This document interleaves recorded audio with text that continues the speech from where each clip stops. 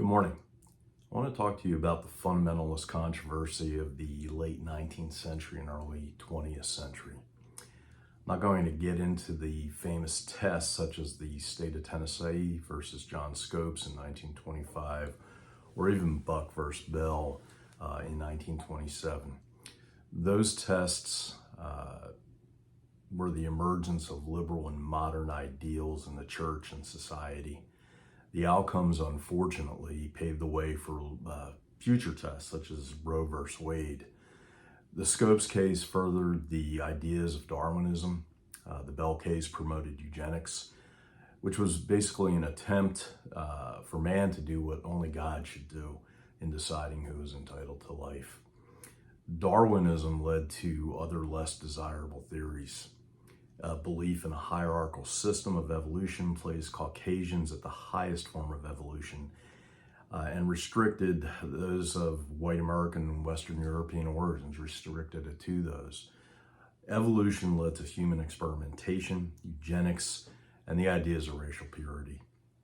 Worldviews began to change primarily as a reaction to a great influx of people from Southeast Asia as well as Eastern Europe. The authority of the church and the word were challenged, and ultimately the idea that Jesus died on the cross for us and that all salvation came through Jesus was challenged. The idea that all religion offered some elements of truth began to take hold, and one could pick and choose the ideas from all of them to create one better and more universal ideal that would appeal to everyone. Ecumenism emerged where different denominations and faiths might come together. And out of this, quite frankly, evil emerged. Some who wished to hold on to the old ways rejected belief and attempted to impose scientific explanations on ideas previously understood to be part of our faith. Darwinism in particular offered some of the most profound schisms to the church and to society, and it brought a lot deeper repercussions than a simple discussion on evolution and in opposition to creationism. It promoted socialism and social re-engineering. It became a systematic means for some to manipulate the public into new ideas. Now, church leaders rightfully saw this as an erosion of values founded in the Decalogue and an eventual erosion of society. The Orthodox church movement grew directly out of that. Church leaders became so concerned that there were heresy trials during the late 19th century. One of the most famous was Charles Briggs, who was put on trial for teaching that the Bible was not the infallible Word of God.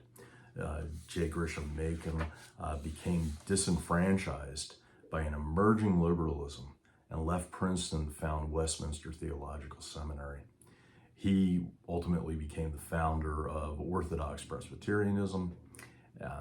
And so what we see is an evolution that far predates Jesus' arrival. It goes back to the Aristotle ideas that led to the Enlightenment, where people began to question ideas and beliefs and sought to find and introduce their own truths into society. Ultimately, that wound up in an erosion in our society.